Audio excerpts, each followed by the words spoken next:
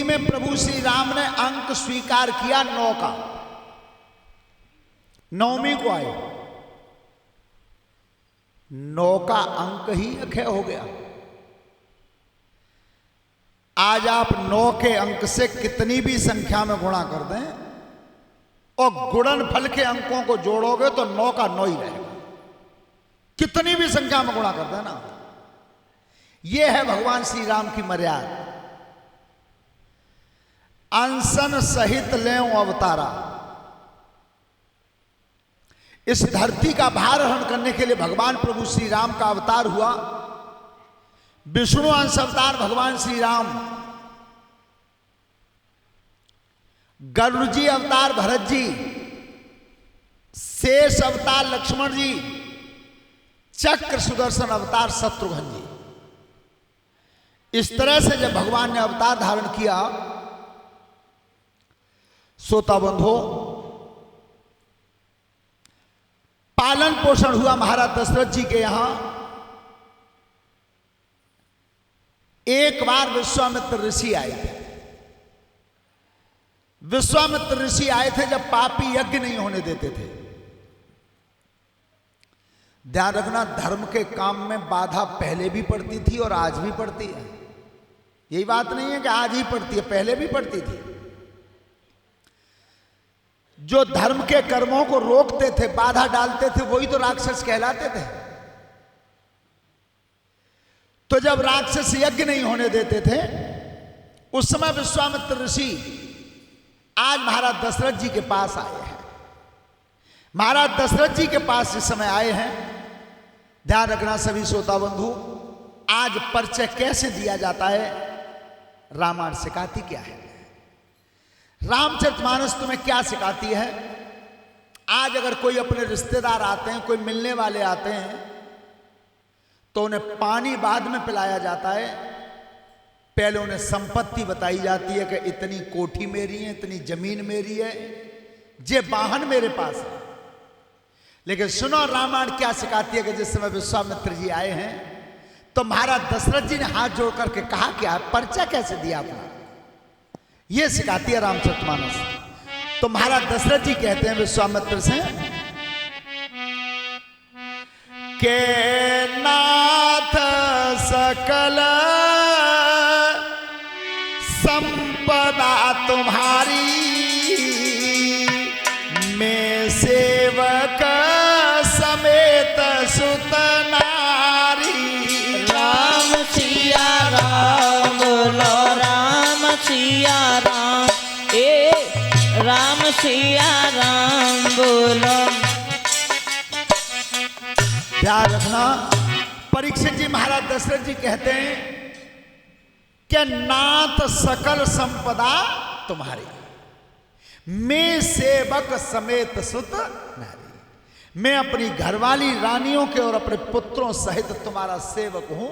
यह संपदा प्रभु सब तुम्हारी है, इससे ज्यादा मेरी कोई पहचान नहीं है।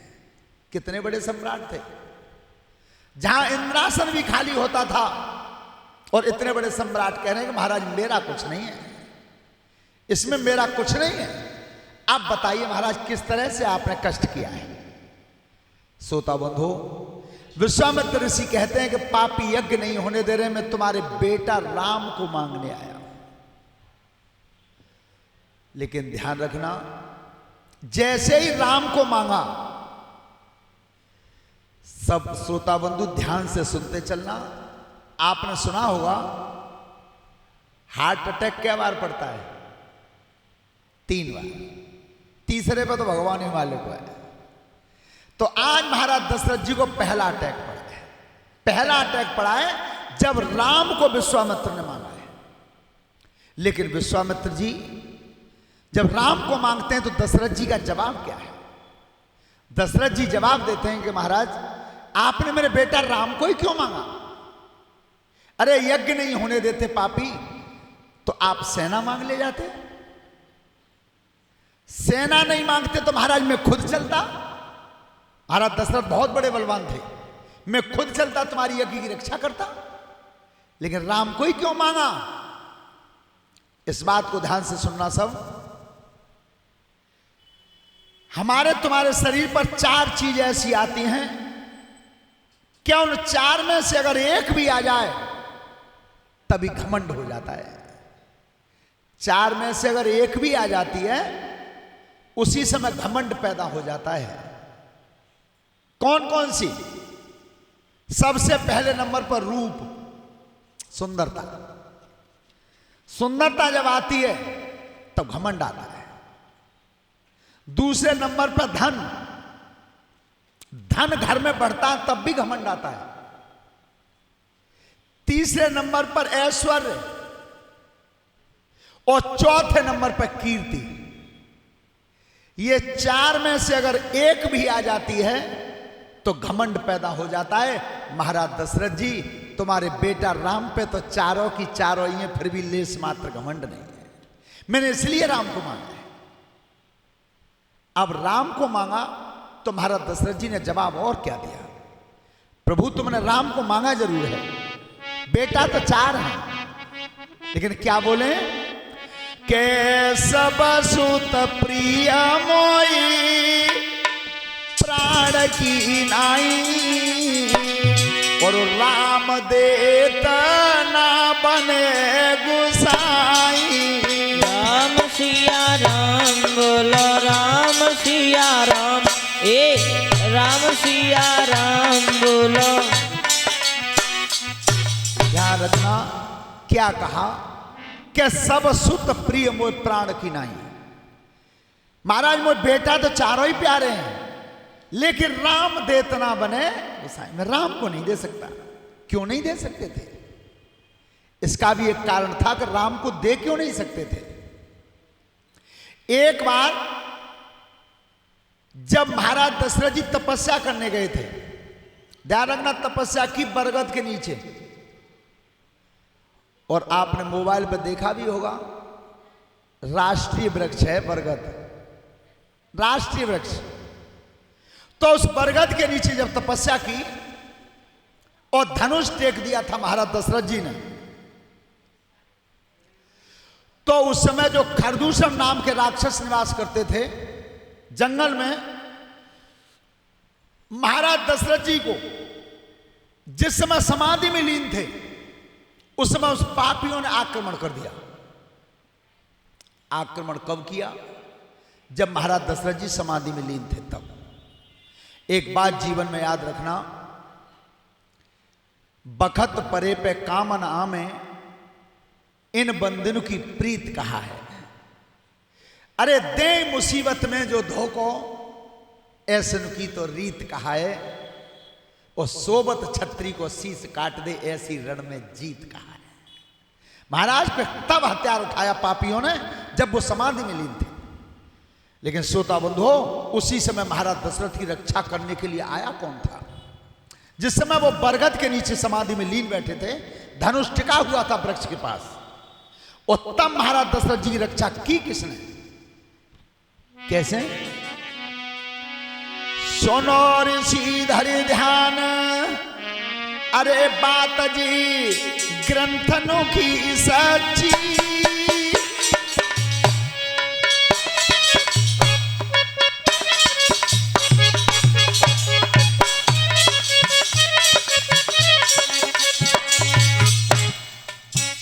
जा पेड़ दशरथ जमे निकल के जाई रहो पक्षी।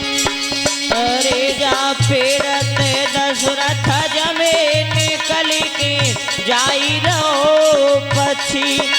अरे जा महाराज दशरथ जी बैठे हुए थे और पापियों ने हथियार ऊपर तान दिया था, मारना चाहते थे। लेकिन उसी समय एक पक्षी जा रहा था उड़ के। उस पक्षी का नाम क्या था? सुनो ऋषि धरि ध्यान के लंबी पड़ गई आयु है, जो उड़ की पक्षी जातु नाम जको धरो जटायु है। अरे जो उड़ के पक्षी जातु नाम जको धरो जटायु है। भैया नाम जटायु था। लेकिन जटायु पक्षी ने आज नीचे निहारा करे, दुष्टो ये तुम क्या कर रहे हो? महाराज तो भजन में लीन है और तुम बैठे हुए महाराज को मारना चाहते हो। उसी समय पक्षी नीचे उतर गए। दानिव खड़े आज धरती पे, नाय पक्षी ने समय लगाई, जैकी ध्यान परीक्षित सुनिए, तब तक तेग चलन नाई पाई। पक्षी उतर परोए धरती पे, बीच में पंख दहे फैलाई।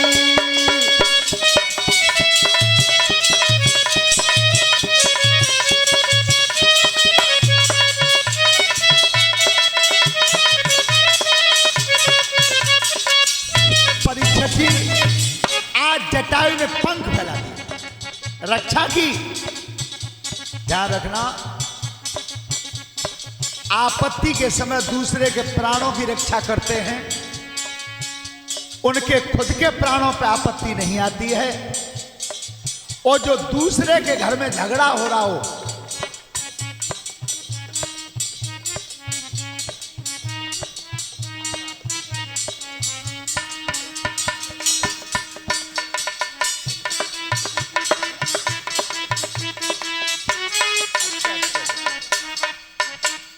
सभी श्रोता बंधु ध्यान से सुने, माताएं बहनें बेटियां ध्यान से सुने। दूसरे की आपत्ति में जो प्राणों की रक्षा करता है, उसके प्राणों पे आपत्ति नहीं आती। और कहीं दूसरे के घर में झगड़ा हो रहा हो, बिना बुलाए झगड़े को निपटा देना। प्रभु श्री राम की कृपा रही तो तुम्हारे घर में झगड़ा नहीं होगा, नहीं होगा। आप करके तो देखिए। लेकिन आज ये समय नहीं है, समय बदल गया है। किसी में अगर झगड़ा होता है तो जो निपटाने वाले लोग होते हैं वो एक ने हाथ इधर रख दिया, एक ने इधर रख दिया और कह दी चिंता मत करिए हम तेरे संग में। ये नहीं होना चाहिए, ये नहीं होना चाहिए। मैंने उस दिन भी बताया था कि मेरे संत शिरोमणि स्वामी दयानंद ने एक बात कही थी, बार रूस के पहलवान से कि भैया हम लड़ना नहीं जानते, हम तो जुड़ना जानते हैं। तो जो दूसरे की घर की लड़ाई को मेट देते हैं उनके घर में झगड़ा नहीं होता। लेकिन आज वो जटायु पक्षी महाराज दशरथ की रक्षा करता है। और जिस समय महाराज दशरथ जी का पलक खुलता है तो वो चारों तरफ राक्षस घूम रहे थे। महाराज दशरथ जी ने धनुष मार उठाया, एक ही प्रहार में सब भाग गए। इतने बड़े सम्राट थे। लेकिन जटायु पक्षी घायल हो गया था। ध्यान रखना, एक बार घायल यहां हुआ और दूसरी बार परमारथ में इतना घायल हो गया कि दुनिया ही को छोड़ गया। लेकिन उसका नतीजा यह मिला था कि जो 14 भवन के स्वामी थे प्रभु श्री राम, उनकी गोद में मृत्यु हुई थी, गोद में, उसी जटायु की। तो महाराज दशरथ जी की रक्षा की। तो दशरथ जी ने कहा भैया आज से तुम मेरे मित्र हो, मैं तुम्हारा मित्र हूं। तुमने संकट में साथ निभाया है तो आज से तुम मेरे मित्र हो, मैं तुम्हारा मित्र हूं। लेकिन मैं ये कहना चाहता हूं क्या तुम मांग लो मुझसे कुछ, तुम्हारी इच्छा हो सो। प्राण रक्षा की है। तो उस जटायु पक्षी ने मांगा क्या था? राजा दशरथ देख रहे तब पक्षी ने वचन उचारो, एक कमी रही गई है बाकी, ताग को ना कोई देवे वारो।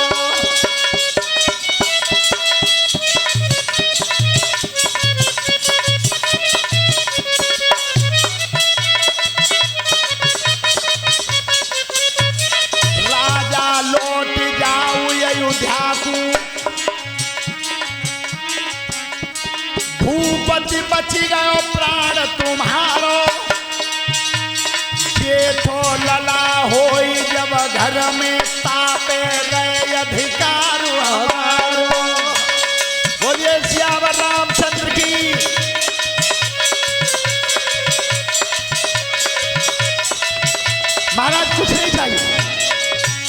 मुझे कुछ नहीं चाहिए, केवल दुख इस बात का है कि मेरे कोई संतान नहीं है, तो दाह संस्कार कौन करेगा।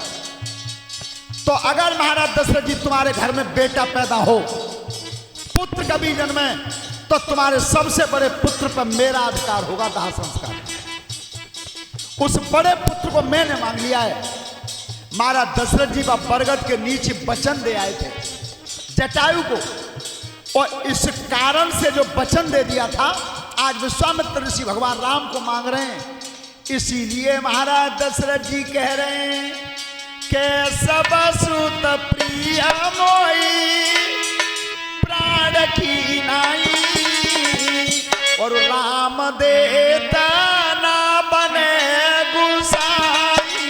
राम सिया राम बोलो राम सिया राम, राम सिया राम बोलो।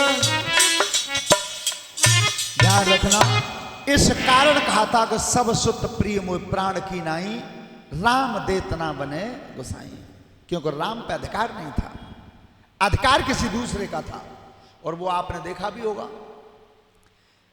आज तक गुरुजी नियम और कानून संविधान में वही हैं जो पहले थे। आज भी अगर किसी के पिता की मृत्यु होती है तो उसे अदालत आदेश कर देती है दाह संस्कार के लिए। लेकिन महाराज दशरथ जी का मरण हुआ था, राम दाह संस्कार को नहीं आए, और वो जटायु पक्षी राम की गोद में ही प्राण त्यागे और भगवान श्री राम ने दाह संस्कार किया। उस दिन भी मैंने बताया था, इच्छा मृत्यु के वरदानी गंगा पुत्र भीष्म थे, तो इच्छा मृत्यु के वरदानी जटायु पक्षी था। लेकिन अंतर मृत्यु में कितना रहा। उधर द्रौपदी की लाज खिंचती रही, वो पापी दुशासन चीर खींचता रहा, और इतने बड़े भीष्म जैसे बलवान गर्दन झुकाए बैठे रहे। परिणाम ये रहा कि 58 दिन बाणों की सेज पर सोना पड़ा, 58 दिन।